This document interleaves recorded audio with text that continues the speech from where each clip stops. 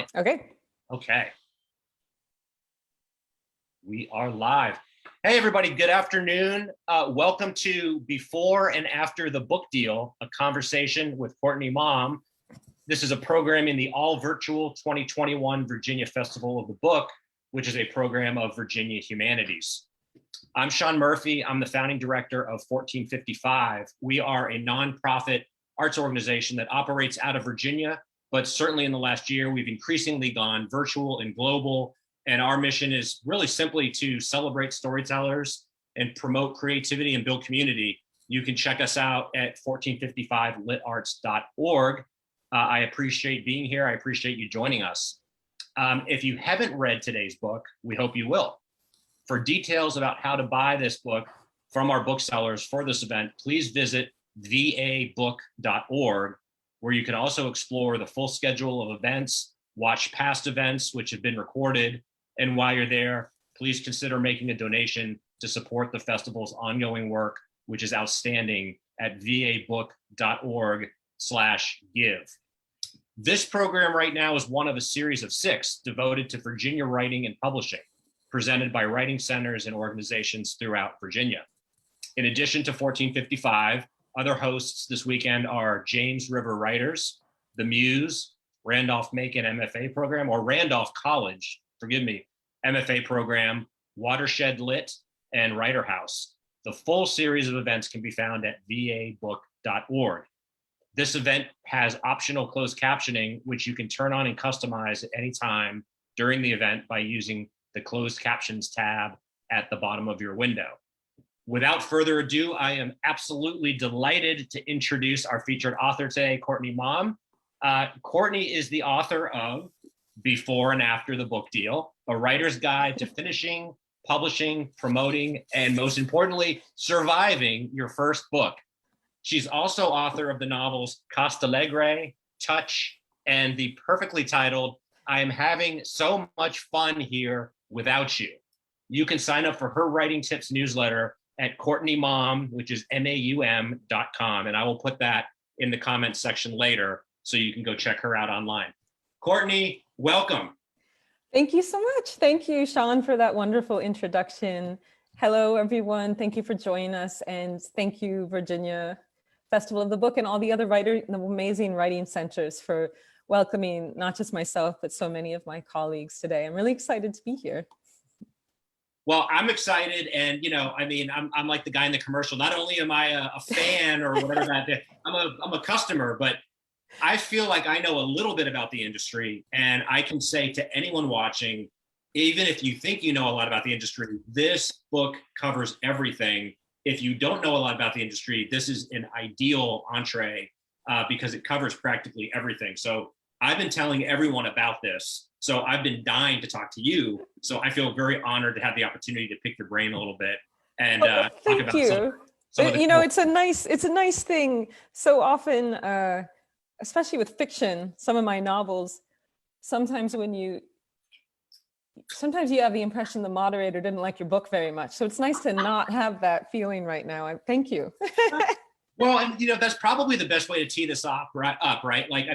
I think your challenge in writing a book like this was manifold in the sense of, I'm sure once you got started or when you were outlining it, once you start peeling back the onion of the industry, which has changed so much in so many ways, you want to cover everything. And I salute you for somehow seemingly doing it.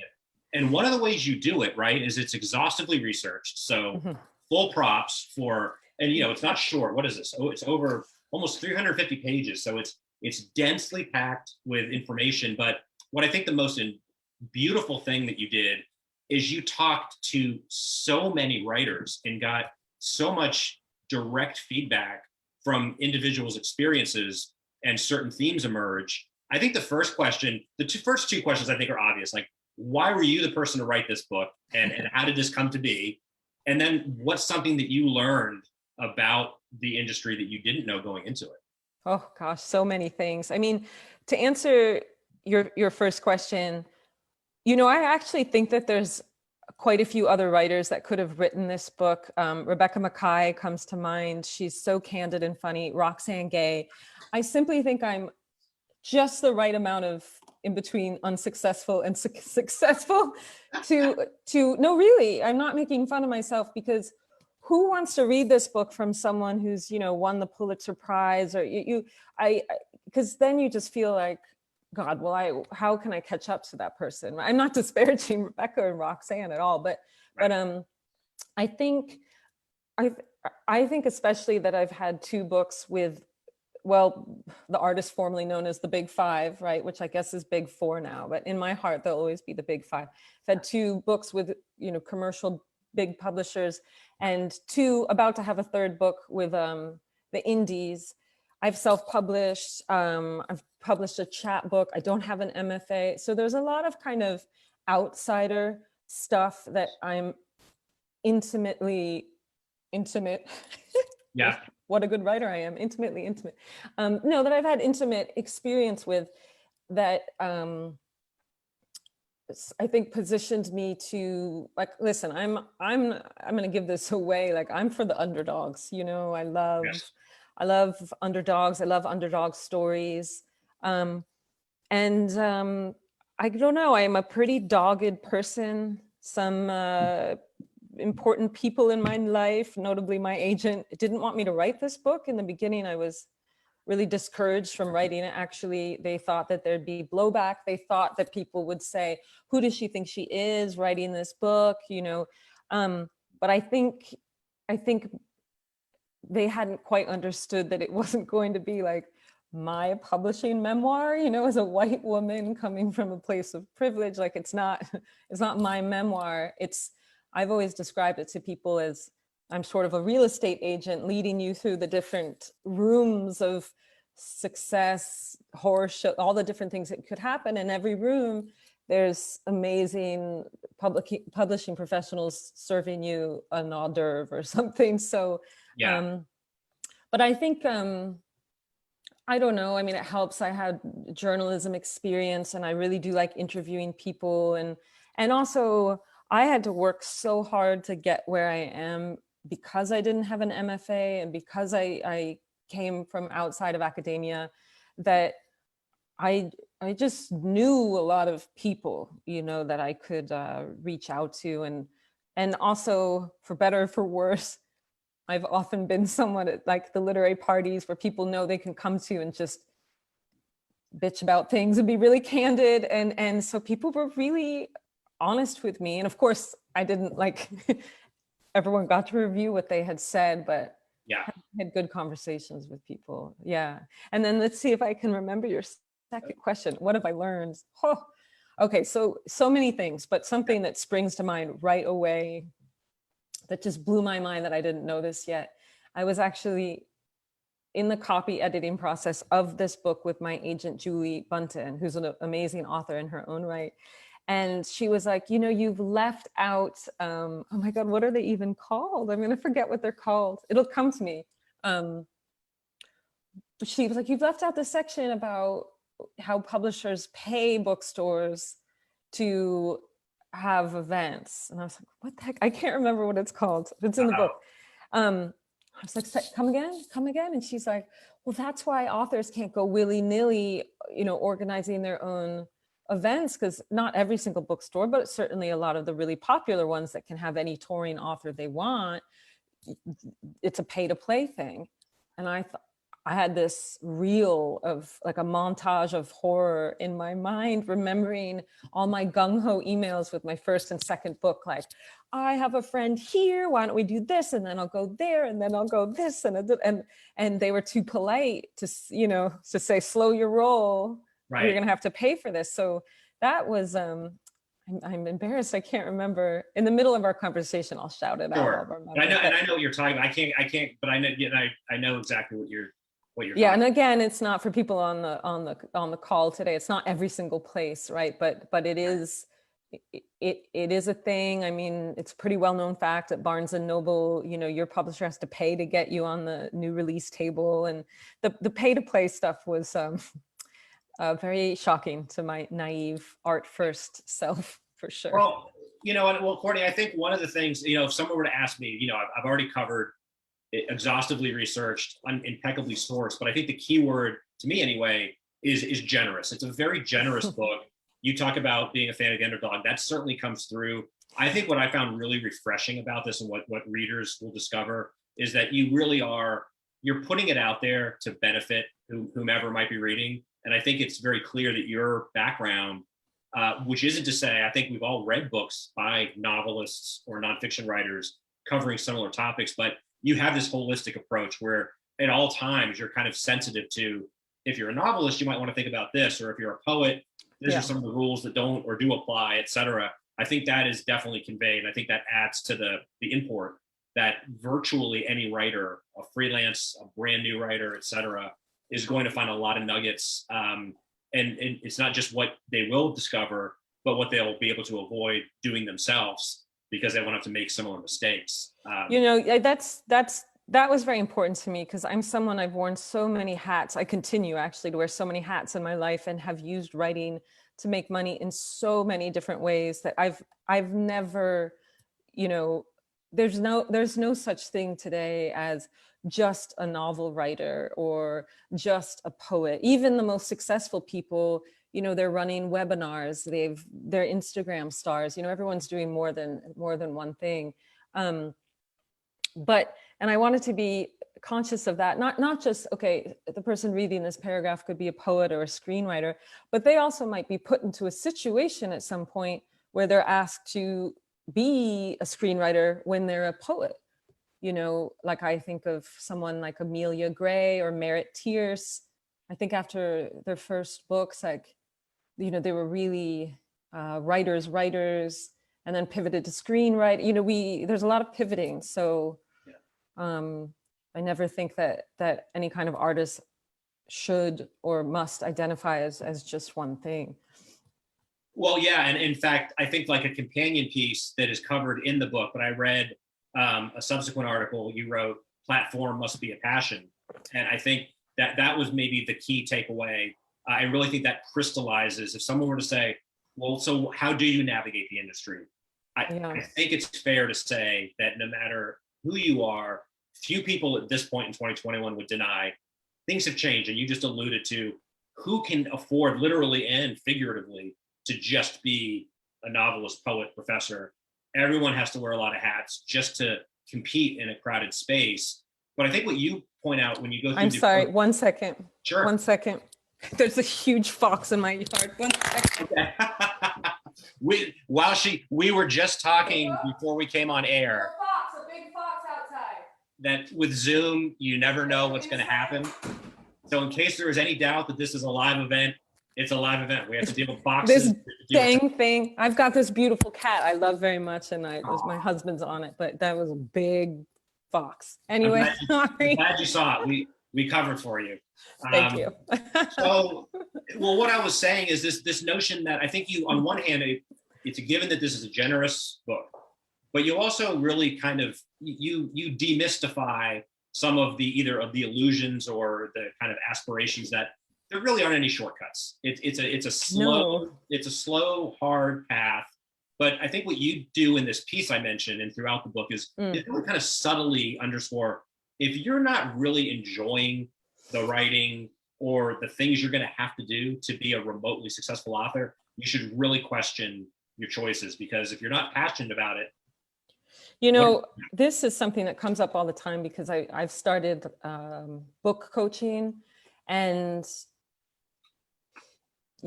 joy and finding pleasure in what you do, there's different gradations of that, right? Because I think one would be hard pressed to argue that, it's fun to revise, or it's fun to rewrite a draft for the, 17th time or whatever. But that drudgery is so necessary. And if you don't find some kind of beauty, or at least you can see the beauty that's coming in the end, it's going to be a very, very difficult career for people. I talk to a lot of people who wonder if they can't just throw money at the problem and skip over that, the drudgery and the rewriting and the revision and the mess, and the answer that I usually give is, are you a celebrity? Then no. Really, like you have to love the the worst parts of it, you know. And there's a lot of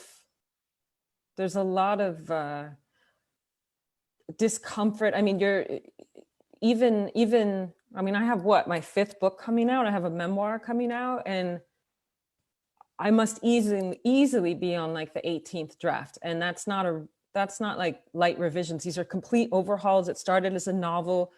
You know, you think that like, I mean, I publish pretty frequently, so probably people from afar think, well, she's figured out the formula. She knows how to write a book. No, my process looks exactly the same. You might not see it, but it's writing it badly, writing it worse, writing it badly, right? And then over and over it until I can, by the 5th or 6th draft of whatever it is, honestly, short story, novel, potential novel, it's only till the 5th or 6th draft that I even see what I'm supposed to be, what the story is potentially about. And then it really takes a lot more drafts. It's not a clean process. I don't know anyone that it's a clean, beautiful process. It's a very filthy craft, actually.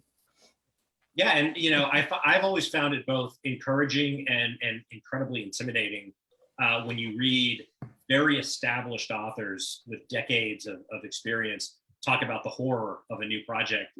To me, it's intimidating and horrifying in the sense of, gosh, this doesn't really get any easier, but it's also encouraging because it's a reminder it doesn't get any easier. You're not alone. No one's figured out the magic formula, and it can be different. Yeah, it's a funny thing actually, because it gets easier in that, you know, you publish a book, maybe a 2nd book, you start to have contacts. Maybe you can actually write someone at the New York Times directly and pitch something. You get invited to more festivals, you get well known. You might even have fans who are going to buy your book. You know, in terms of access to things, it gets easier. But it's sort of funny because the rest just doesn't follow. The creative process is not easier, especially if you want to try to challenge yourself a little bit and switch something up, try a new genre, or write, you know, if you've been doing 1st person, try something with multiple character. I mean, there's lots of, you know, do a short story collection instead of a novel, vice versa. You want to write a collection of essays. There's, you know, I mean, I found writing a memoir, well, I'm still writing it, but gosh, is it hard, you know, made me long for fiction.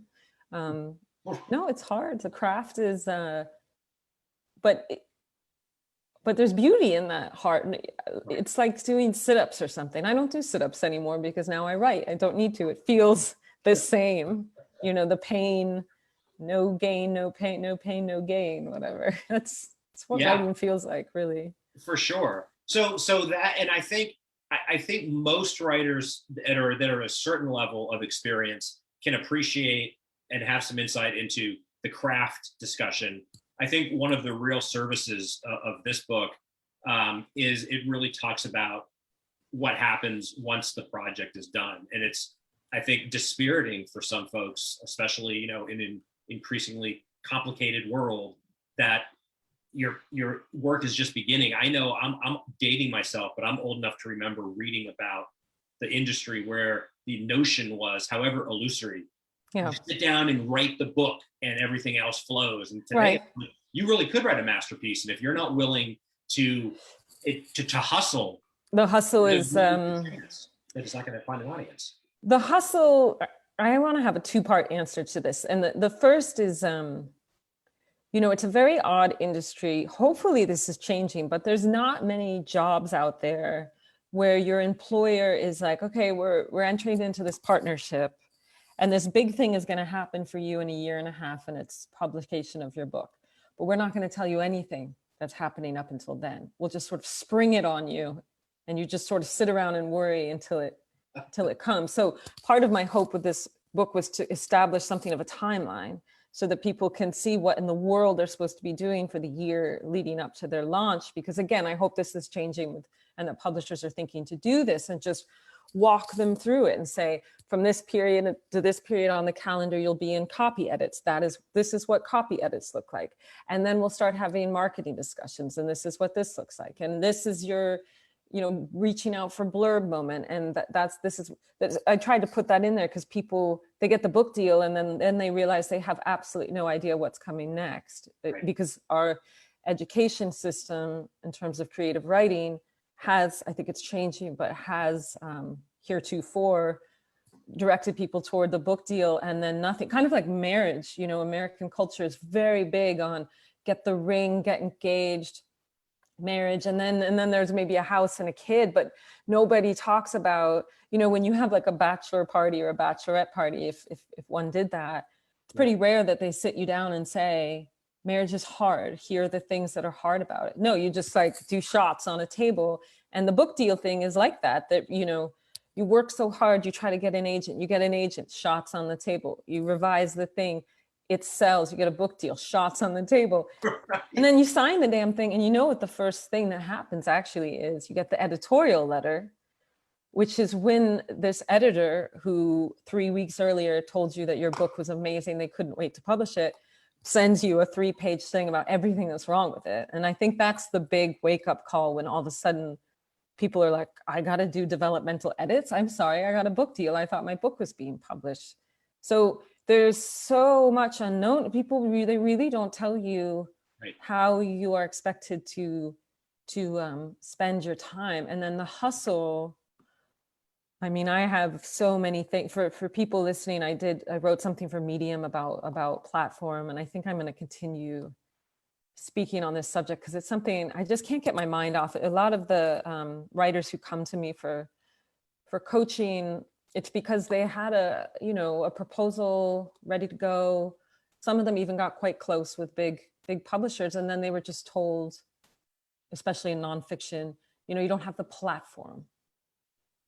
What does that even mean? For some editors, it was you don't have enough Twitter followers. For many, it was you don't have enough newsletter subscribers. And I'm just, I literally cannot stop thinking about this platform thing because I'm starting to think it only serves the publishers, like what do we get out of growing our newsletters and being forced to, or starting a newsletter, being forced to grow, buy, beg, borrow, steal followers? What is that doing for us? I mean, normally it's just ending up in more time spent online, a lot more anxiety and competition and FOMO and DMs and just more time spent away from our projects. It's not a request that nourishes our art, and we're not being paid for it.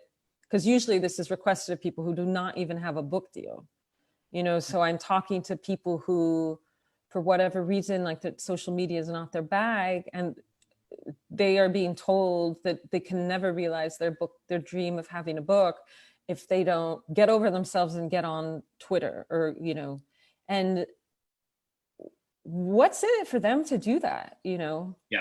I really do start to think, well, shit, self-publish, don't do it.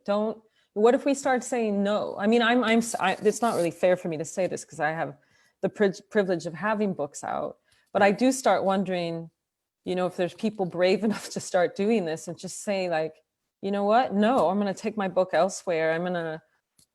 Until we start saying no and pushing back against this, they're just going to keep demanding more of us. And I mean, I say this with love in my heart because I had really, really good experiences with all of my publishers. I really did. But, honestly, especially if you're with the big guys now, you are absolutely expected to be a social media manager, the head of your own PR agency, a graphic designer, an events organizer, a writer, good on Twitter, and also a book review or blurb, all these things. And none of those, you're not getting paid for any of it. Indeed, you're probably spending money to do some of that stuff. A lot. If you're certainly spending time, and then so many of us are then assailed by follow-up comments, to our newsletters, or and they're coming in through Twitter, they're coming in through TikTok, they're coming through and all of a sudden you need a team to just manage your spam, and all of that even if you enjoy it, by the way, Yeah. and I actually enjoy it. I mean, I keep it, I don't have a huge amount of followers, but I do, like, I love doing my newsletter, but I have also refused to, I wrote about this at that Medium post, like I had a meeting with, some big wig that wanted to make me a brand or something. And they were like, we can't really start working together until you have 20,000 newsletter subscribers. And I had just started my newsletter. I had 1,500, which I thought was pretty good, Yeah, right. And I was like, 20,000. And he's like, our most successful, people have 40,000. And I was like, growth. I don't want 40,000 people reading my newsletter. That's growth. I don't want that many people that reading my dinky things about soap and my husband. No, thank you. How do you even get 20,000? I looked at him and I was like, I calculated in my head. I was like, I would probably have to dedicate myself for 6-7 months to doing nothing but trying to find followers. And for the amount of money he was proposing me for that opportunity, I was like, I could write a novel in the same amount of time and get more. So no, thanks. Well, so I think what we're really kind of getting into here, and I think, again, what your book does such a service, and I'm kind of thinking this, I'm articulating this in real time. It's clicking for me. The difference or the differences between a writer, which I do think used to be this, however naive and, illusory it was 30 years ago, but a writer, and what you're describing throughout this book is the writer's life, which right. they are very different concepts, and you've already been articulating, but talking about how you're already in an uphill battle, right? You put it perfectly earlier. You're like, even if you're good - lucky enough to get the book published, that's a huge deal. Amazing. But then the work is just beginning, and whether it is all the things you just talked about, that's why I keep coming back to the whole platform must be a passion. Right, because there is a way to enjoy it, but not if you take for granted or take verbatim what the gatekeepers are saying to you, that platform is this is what platform is, and you either do this or you're screwed. Platform can be, in the article I wrote about a friend who's really involved in the knitting community, and a lot of his audience comes from the knitting community, or I have friends who they're writers, but their newsletters are all about painting, or and again, it's naive to say that you don't need the leverage of these extra things. You at this point, unless you're some wonderkind, like you do. I mean, you do. I hate. I couldn't. I'd be remiss to say that you don't need some kind of presence, in the digital world, but it shouldn't be something that makes you miserable. It really shouldn't. But no one will win, and your art will suffer, and you'll just, I don't know. I think that to the extent that we have to compromise, and it can't always be about our art, and it can't always be about our writing, and sometimes we do need to show up on Twitter, or we do need to do the guest blog post, or whatever it is, that ratio of time spent doing those things has to be a ratio that's not taking away our soul. If it's just sort of like, sometimes it can be fun. Again, sometimes it can be really, really fun. Sure. And if it's mostly fun and then sometimes just like, annoying, I think that's fine. That's an okay ratio. But if it starts like you have this lingering feeling afterwards that you're less than, or you feel like a loser, then there's something off with the ratio you're doing. Right. You're doing the platform thing wrong. Yeah, and it gets to a kind of point of diminishing returns. You talk to a lot of people and really kind of discuss and explore, speaking of the writer's life, this notion of side gigs, which very few of us can afford to not have involve. And you in particular, you mentioned your stint, a brief stint as a branding expert for farmers, and my gosh, everyone tried to pay you in milk, which I thought, I can't believe you remembered that. Hilarious, but there's like a parable in somewhere. Oh my gosh. Yeah, it was called Little Bully. When I moved out to the countryside, which was a while ago now, probably 12 or 13 years ago. I have a long many decades experience as a copywriter. My husband's a filmmaker, and we teamed up with another couple, with a graphic designer and another, like a producer. We're like, we have everything it takes to start a branding company. Right. And there's all these fledgling farmers and stuff. Let's help them. And we'll help them with their logos and on their raw milk and all this stuff. And client after client, they were like, they'd give us a chicken, and then we had to divide it between the two couples, or they'd give us raw milk. And my husband was like, I don't know about raw milk. We'd get it. It was just, I mean, we did it 5 or 6 months, and then we were all like, we need to make money. So we had to break off. And oh yeah, oh no, I've had so many jobs. Well, but again, I think, you know, and maybe talk about what surprised you, because I don't know if I would say I was surprised. I mean, we should talk about, this book is very real. Again, I find it to be, like I said, very generous and very encouraging, but we shouldn't gloss over. Like I was struck by how little money there is. I mean, let's just put it out there. Yeah, I figured I wasn't that naive, but just even when you talk to authors that have had some, I don't know how you even what normal people would define as significant success. Very few people can quit the day job. In fact, very few people wouldn't feel fortunate to have a day job. But this notion of, even when you're successful, the money is challenging. It doesn't get better. The problem with the money is that it's never constant. So it comes in like you're a squirrel, and all of a sudden there's a hurricane of acorns. And if you're not told by someone to put them away for a rainy day, you end up like a friend of mine who I profiled in the book, who, you know, he got like $300,000 or $350,000 book deal, a lot of money. And he thus assumed that would be coming in, like that was his yearly salary now or something. And it's almost 10 years later, he hasn't written another book. You know, he assumed that he'd be able to repeat the process, but he kind of forgot that in order to keep the money coming, you need to keep writing. And also, I had a funny argument with my agent in the copy editing stage of this book, and she's like, redlined this area where I had written something like, you know, if you get such and such an amount for your first book deal, do not assume that the second is going to be higher. And she'd redlined it and said, like, this is dumb. Everyone knows this. And I said, you think that but no one's told us.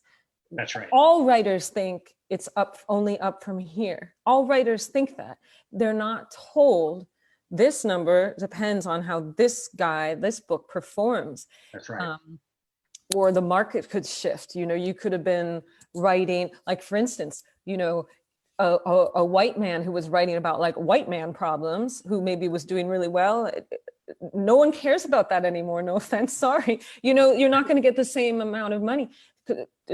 We're in a business of trends. So that's the really hard thing, is that no one sits you down, talks to you about financial planning, and sometimes the money is so small, you know, with the independent presses or even first book deals at some of the commercial houses. The money's so small that you can't really save anything. So now, of course, there's some people that are making lots of money, but you know, if people look back at the publishing paid me hashtag thing that happened, I guess it was last spring, gosh, maybe almost a year. I can't remember when it was. What is time? But, you know, when you saw people like Roxane Gay coming out and saying for her memoir, which was an instant New York Times bestseller, Bad Feminist, right? She got $15,000. Yeah. $15,000. Now, that she's not getting that kind of book deal anymore. But of course, that was contrasted with, you know, white authors who were getting $1 million, $500,000. So the whole advancing is an absolute mess. But it really, the MFA programs, people don't talk about money. Right. It's such a taboo, and thus these poor writers, especially the ones who come out of the MFA program, where they've read the New York Times profile about the ingenue who came straight out of Iowa with a $500,000 for her short story collection, and you think, I'm in an MFA program, so probably that'll happen to me, and it's not going to happen to That's you. right. And even if it does, you know, it's paid in 4 parts over multiple years. Yeah. A lot goes to your agent, a lot goes to the IRS. So, I mean, listen, I'll take a $500,000 book deal. Absolutely, not going to complain. Right. But it doesn't last forever if you don't know how to save it, invest it, and also invest it in yourself so you can write another darn book. Right. You know, that's why I have after the book deal, before and after the book deal, because that's right. You really do need to understand how to do the whole thing again.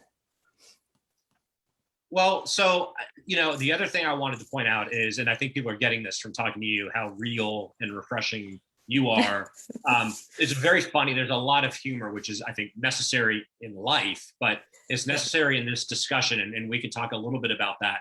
But before I forget, I want to mention, because you just touched on it a little, I think this is the first such book I've read that very seriously, without sarcasm, mentions very seriously exploring getting a financial planner. Yeah. And also a therapist. That talks about mental health in a very real, genuine way. Like, your mental health is something you need to be very cognizant of after your book goes to market, because of all these vicissitudes of things that can and will happen. I want to give you a shout out for mentioning that, because I think it's very, you know, talk about a taboo, or, you know, whatever word we want to use, but a topic that is not readily explored because we want to focus on the craft and the art. You know, and the thing is that a lot of my peers who are really struggling or have struggled with depression are the ones who had some splashy thing, a splashy debut or a big prize, or and sometimes in our industry, it's the success that can break you down.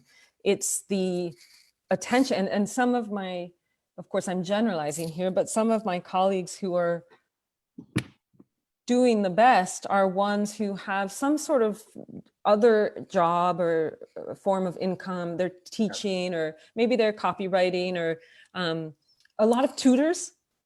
Hey, everyone listening, you want to make big bucks, be an SAT tutor. Oh my God, I have a friend making $400 an hour. Anyway. Wow. Yeah, I know we all hang up. Bye. but my colleagues who are really doing well are the ones who understand that their creative writing is not going to be bringing in the money, right? And so they have not quit their day jobs, and they're kind of, you know, doing the day jobs and putting up with the BS. And then they found the pockets in their life where they can quietly work, and they're working for their ideal reader. They're not working to re-hit the New York Times bestseller list or earn back a colossal book advance. And of course, this makes me sound, you know, like I'm not telling people to shoot for the stars, but I've been in a situation where I was given a very big book advance that I felt like, oh my God, I got to earn it back. I hustle. And I've been in a situation where I earned out a book advance a year before the book came out, because the book advance was very small. And I will tell you, you know, money is important. We need money, but the way it feels to promote a book that you've already earned out on, or you don't have that far to go. Yeah. You know, I remember going to book events, and instead of looking around and being like, oh my God, I'm going to sell one book tonight, or my friend, that jerk, it doesn't look like they're buying my book. Instead of feeling like that, I was just like, whatever, I'm just here to have fun, to make friends, talk to the bookstore owner, because I've already earned out my rinky dinky, you know. And now what that looked like was I had to have a gazillion freelance jobs on the side to make up for, you know, it wasn't easy, but my soul felt good. I felt mentally, I felt good. I felt in a solid place. So it's the mental health thing is no joke. And I think that people truly think that have a book come out will make them happy and will solve everything. And it is a wonderful thing, and it's a big privilege, but it's not easy. It's really hard to have something that's been so intimate and quiet become a public thing that can be picked apart, with even people you know leaving nasty things online about it, or you get a nasty review that everyone can see, or, you know, it's just such a public industry. And of course, social media Yes. makes it so hard because you can, you look at other people's timelines and you see their book event and they have a signing line around the door and you're like, oh God. But the thing that I tried to get across in the book is that that's all smoke and mirrors, Yes. these, you choose the angle. Like sometimes I think people even have people sign up, friends stand. There's some major smoke and mirrors. And in general, in our industry, most people are having, some great days and then a lot of days where they feel just not good and like an imposter and creatively blocked. And you just have to understand that how roller coastery it's going to be. But therapy, if you get a good book advance, put a lot of it into therapy. Well, I think the other thing that can help kind of inoculate a creative person from all these both predictable and unpredictable slings and arrows, and you talk a lot about this. 1455 has a lot of programming where we inevitably discuss the notion of being a good literary citizen. Yes. How would you do? I could talk all day and often do. I would love you to talk a little bit about, for those that are like, what, literary citizen? How do you define it? And give us I'm so glad you brought that up. So again, like I do sort of in the outside work I do, sometimes I work with people like as a book coach on a long project and sometimes just speak to people for an hour. And a lot of the people I just speak to for an hour, were like myself and they're not in the MFA program. They've kind of come out from nowhere and they've written a book. Yeah. Now they want to know what to do with the book. And I say to them, well, what are you reading right now? Oh, I don't have time to read. Well, when you do read, where do you get your books? Amazon. Do you subscribe to a literary magazine? What's a literary magazine? So this is just sort of not rocket science. Like you wouldn't try to be a mechanic for sports cars if you didn't maybe own a sports car, right? Like, but yeah. In America, at least, we're kind of taught to believe that everyone has a book in them. Everyone's story is worth telling, and apparently worth publishing without doing the hard work. So part of that hard work is not just revising your story. You have to engage in the community and the industry that you want to support you. So what literary citizenship looks, first of all, like if you one day dream of reading in your hometown independent bookstore, you gotta be buying books from your hometown bookstore so that it is there for you when your book comes out. It looks like showing up to Zooms, and joining the virtual literary festivals and attending them when you can, maybe going to the big conferences like AWP, going to your local bookstores and libraries when there's readers there. And if you enjoyed it, or you're just got some extra cash, buying the book, maybe put a little money in the library donation box. These are not huge amounts of money, right? Because people, listen, we all have to watch our money right now very much, but don't forget, if you're actively trying to be a writer, maybe you are in a low res MFA or you're a teacher working on a book, these things are tax deductible, so all of a sudden that $26 hardcover, which, listen, it's a lot, right? It comes a little less when you start to think of it as a textbook. One of the best things I ever did for my career was volunteer at a literary magazine as a reader. They call it reading the slush pile, right? Where you're reading the non-solicited work that comes in. And it was amazing. Within the end of an afternoon, 3 hours of reading stories where the writing was pretty good, but it opened in the same way with one person thinking angrily about something that had happened to them in the past. I called it the tea stories because someone was just inevitably drinking tea and doing nothing else for the whole story. And I was like, this is terrible. There's no plot. And then I looked at my own short stories and I was like, oh my God, no one's doing anything. They're just sitting there angrily thinking about things. So Right. Volunteer for literary magazines. And of course, engage in a respectful way.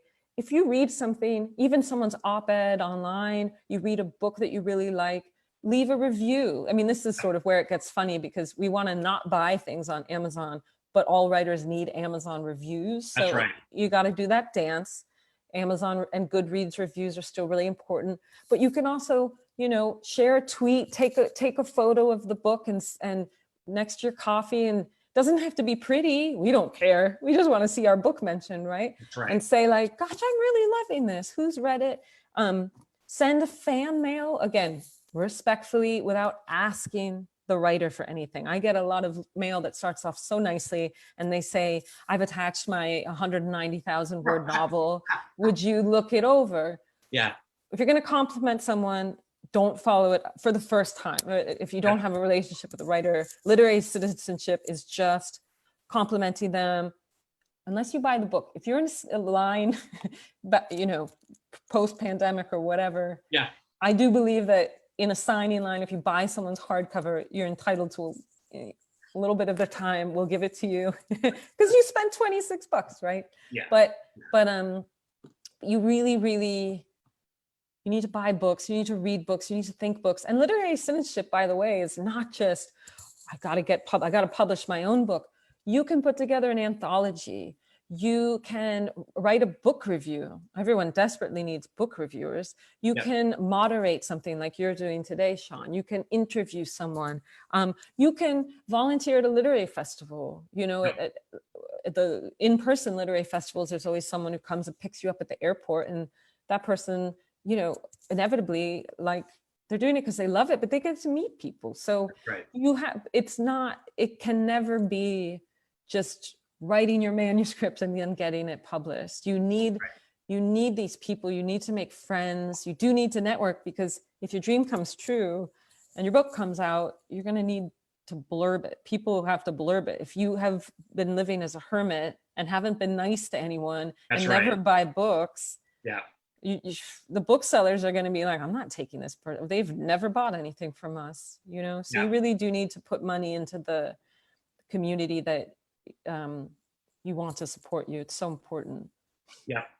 Well, thank you for that. That's beautifully put. I would go so far as to say, Courtney, that in my experience, you know, with obvious exceptions, I mean, there's always going to be exceptions, but regardless of the number of sales, the people that I have interacted with or know about that are most content are people that are not necessarily always putting other writers first, but people that are not only doing all the things you just talked about, but the people that are genuinely trying to lift up the writing community and be a part of something that is at once bigger and different than they are. And, you know, that maybe starts to veer into kumbaya, but I can assure you, anyone watching this, that I could not be more sincere when I say the people that seem most grounded, most fulfilled, and most inspired somehow are the people that understand a lot of this agony that we talk about. I won't say self-inflicted, but a lot of it is a result of an isolated, kind of exclusive environment. And the more you're able to connect, especially I think in this crazy digital world where ostensibly we can connect with anybody, but we're still alone behind our computer a lot of the time. Maybe talk a little bit about, from the many authors you spoke to, does that bear out in terms of like the actual 100%. 100%, because we are in a culture, not just a moment, but a culture. I mean, I think this is true of a lot of places, but, you know, we're seeing this right now with like the royal family and Meghan and Harry. Like, ours is a culture where we love to have people propped up and then just watch them crash, right? So you can be the most famous writer in the world, but if you're an American writer, you're not going to stay on top. At some point, you're coming down. So look at the Jonathans, for example, Jonathan Franzen, right? This is someone who's not even online ostensibly. Right. And I mean, I'm still pro. I really like his writing, but in my cohort, like, everyone thinks he's a loser. Whatever. I hope he's not on the phone today. Jonathan Safran Foer, right? Yeah. Darling of literature, and then like canceled. So if you're not out there, you know, if you pull the Jonathan Franzen thing, and again, I say this as a fan of his literature, but you know, you don't have to be online, but you can't go parading around like, really, the only person that's writing worthy of reading is me. I can't really recommend anyone else. And I wouldn't go on Twitter because no one has anything interesting to say and everyone sucks but me. That's exaggerating his attitude a little bit. But yeah, people will remember that, and they're going to shun you from their awards ceremonies, and they're not going to invite you to the festivals. And, your moment will pass, and you're going to need some friends for when your spotlight moves off of you. So, and also, we're here, most of us, because we love to read. So don't forget that. Don't forget to read. And I mean, I say this in the book, but when people ask you what you're reading, work hard to remember some like underdog title to tell them. If you get lucky enough to be invited to a podcast and you're stressed out, and so you've been reading like this major bestseller that just soothes your brain, don't mention that book. Mention your friend's experimental short story collection. Like, you don't even have to have loved it. You just give them some them some props, and mention, like, I don't know, there's so many ways to lift people up. Take time to read other people's work, and work in progress. Yeah. For sure. And I find it, right, like I think I am a typical denizen of the literary community and the push and pull of 2020-21 reality. But I find it very much an antidote to Twitter and even Facebook, by engaging on those platforms, by and that's where the algorithms help. I think I find that I'm drawn into these conversations or people's feeds that are constantly celebrating literature. And I'm not talking at all about superficial feel-goodism, but basically I think what you and I are riffing on, which is this notion of, if you're around happier people, it's going to make you feel more generous, and maybe more generous toward yourself and your own writing. But the writers, it seems to me, that are able to do this, it's not a calculated career move. It's that most people have experienced writing is hard. Yeah. And even the ones that are significantly successful, right? Rejection is the standard. That just never goes away. So other than the Stephen Kings and the Franzens, right, and a handful, all of us are always acquainted with rejection. And so you either become embittered or you recognize, my brothers and sisters in arms, we're all dealing with this. Yeah. Yeah. And I mean, again, another way, one of the reasons I like coaching so much is if I'm having any doubts or ennui or, angst about my own work, and pivot and work with other people, especially those who are really trying to break on through, I get all riled up and excited and think like, God, this is an amazing thing I'm doing. What a freaking privilege to just live inside my head. This is amazing. I just want to get back to my desk and work. And sometimes you need to help other people with their writing in order to help yourself. I think that's true. Yeah. Yeah. So I think it's like constitutionally impossible for me to not at least mention COVID, but I'd be remiss to not say, this book, if I'm not mistaken, was, if not completely finished, largely executed before this past year. I would be curious, so how churlish of me to talk about this exhaustively researched, but what has maybe, for those watching and that will watch this, what are some things you think have changed or will change post-COVID? Good, bad, ugly, neither, both? For writers? Yeah, like for the industry, or, what are some trends you think might, or are we just going to kind of shake it off and sort of go back to normal? I mean, have you seen anything? No, I don't think in writing that we can. I mean, I think humanity in general will probably go back pretty quickly to, they want their normal back. They'll probably, but in writing, in the publishing world, I think the biggest thing that will change is what we're doing right now. To what extent will virtual events, if not replace, meet the in-person events halfway? I think that will be the big thing, because for so long, if you have 10 touring writers, there's probably only one of them who's actually making it a financially, like there's a ROI, right? There's return on investment. For most writers who are lucky enough to be toured by their publisher, and by that I mean that the publisher is actually paying them to travel from point A to B to C. They're paying for their hotels, and they're paying for their meals, and they're paying this thing I still can't remember. It's a C. It starts with a C. when they pay the bookshops to host them. Yeah.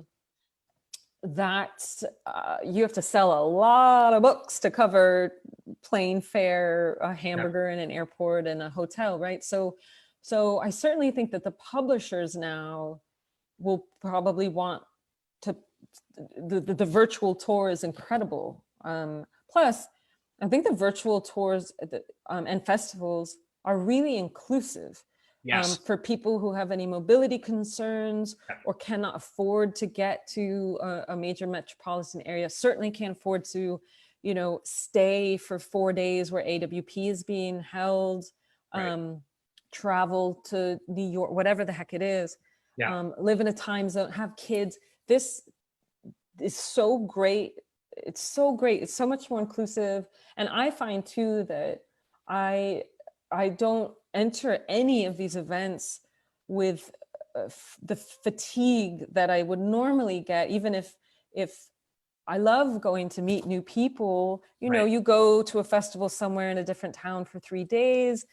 For me, I'm not a great sleeper. I'm away from my family. I'm away from my little daughter.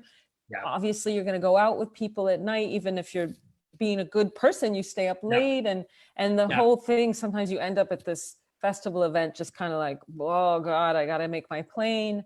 And, personally, I feel grateful actually that I'm able to step in, talk to you, an amazing organization like 1455, be here with other passionate writers in this space, and then watch a cartoon with my kid. I think that's really great. So I think I think the proof that virtual events can bring big audiences together, that's very positive. I think the question going forward will how to also get them to buy books, because it's certainly when we started out a year ago, most of the Zoom events were free, and people kind of pop in and pop out and not buy the book, but I think people are starting to do mandatory purchases of, I'm talking more about bookstore events, but I think that the virtual commuting to things like this will be the most positive. It's really good for the environment. Now, what does that mean? I guess they'll be hybrid. I think they'll just be hybrid going forward, right? That you'll have, which is great. It's bigger audience. You can start, it's open to the world, really. So I think that's beautiful. And other than that, I mean, listen, the COVID is really affecting the media and journalists. There's so many layoffs. So where are all those people going to go? Magazines, the magazine world, that used to be somewhere you could really turn and try to place a nice essay or something, or even copyright. I remember writing a book review for Oprah, and I was like, this is really a decent amount of money for a paragraph like that. And a lot of us won't be able to turn to those outlets anymore. So how are we earning money? How are writers, what are writers' hustles going to look like? I mean, a lot of my friends are doing Substack, so they'll have newsletters that people pay, or they'll have Patreons. I wasn't clever enough to do that, so my newsletter's free. You can get it on MailChimp. But, just people are going to start asking themselves, what's the value of my time, and what should I be paid for this thing or that thing? And I don't know. I mean, I think I feel pretty positive, because I will say, I don't think we've ever been living in a time like this. Things are getting options left and right, not for everyone, but there is a need for content.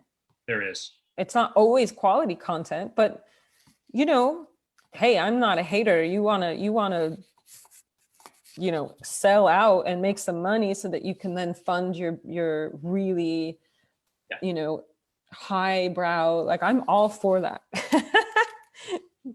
Yeah, I mean, but hey, there's myriad people that would love to sell out if they had the opportunity. So absolutely, yeah. And I mean, it's not even selling out. There's, I don't know. It's hard. Publishing is hard, but I just always tell people, don't get caught into thinking that a book deal is the only way to get your story out. Because today with podcasts, newsletters, YouTube channels, IGTV stations, TikTok, my God, the amount of people you can get to watch your TikToks. I'm missing 100 things. Travel logs. You know, there's just radio journal, audio journalism. There's so many ways to get your story out there. YouTube channels. So, you know, just believe in your story and the fact that you really are equipped to tell it. Yes. And then give a little bit more thought to the form. Does it really need to be a book? That's right. You know, well, maybe it's a cooking channel. Yeah. While you talk about your childhood. Well, sure. And I think, you know, I think what you're talking about and what I talk about a lot through 1455 is this notion that it behooves you to lean into the time you're living in and not really tilt against the windmills. And I genuinely believe that we are in a time where inclusivity is the goal for so many individuals and organizations. That's a positive thing. Totally. And you just wonderfully articulated what I say a lot. You said it a lot better than I usually do, which is this, there's not one path. And I think that's probably the takeaway from this book. And there's a lot of takeaways, but there's not one path. And I find that incredibly liberating and encouraging that, you know, I think for some people that are type A or whatever, like, I want the formula. Well, okay, so A, there is no formula, but B, depending on what your skill set is or your interest level is or your geographic space, like there's a lot of different ways to make that work. And what I would say the real value, not only for a first-time reader to read this and put it away, I think this becomes a real guide, a real how-to book to navigate that. I've got a collection of poetry coming out this year. I've bookmarked dozens of pages. So I can say, talk about the most genuine shout out and endorsement. I'm going to use this book throughout 2021 to help me navigate, but I can't recommend it more highly. And in all seriousness, anyone watching this now, get a copy, support an independent bookstore, buy a copy for a friend. Your writer friends are going to appreciate it, pay it forward, and join me in celebrating this achievement, Courtney. It's a wonderful addition. I think it's a very necessary one. And again, I think on behalf of so many writers, appreciate the extraordinary generosity and the time it took to really organize all these different threads and make it, you know, manageable. And I think it's going to end up giving a lot of writers some confidence that they didn't maybe have before. Oh, well, thank you. I mean, the organization wasn't that hard because it turned out I was holding it all in my head, lots of grudges for 4 or 5 years. So when I sat down, I outlined this thing in like 2 days. But after that, yes, it was very precise and everything. But oh no, it all just streamed out. I was like, all the things I've been very upset about and resentful. Blah, blah, blah, blah, blah. So, you know. Well, but it comes from a good place. Listen, here's the best thing I can say about you as a writer. It's to have a book that's very exhaustively researched, as I've said, extremely detailed, full of humor, full of practical advice, full of self-deprecation. That is a tightrope, and you walk it beautifully. So. Oh well, thank you, Sean. Well, I'm excited about your launch. When is it? Tell us when it's coming out and the title. It's a chapbook of poetry called The Blackened Blues, and it's coming out from Finishing Line Press this summer. Fantastic. Well, congratulations. And I am I think the chapbook, I have a little chapbook, Notes from Mexico. Like, chapbooks are amazing. They're so portable. They're easy to get around. They're not expensive. People will buy them because they're not $26. They're like $5 or $6. So that's right.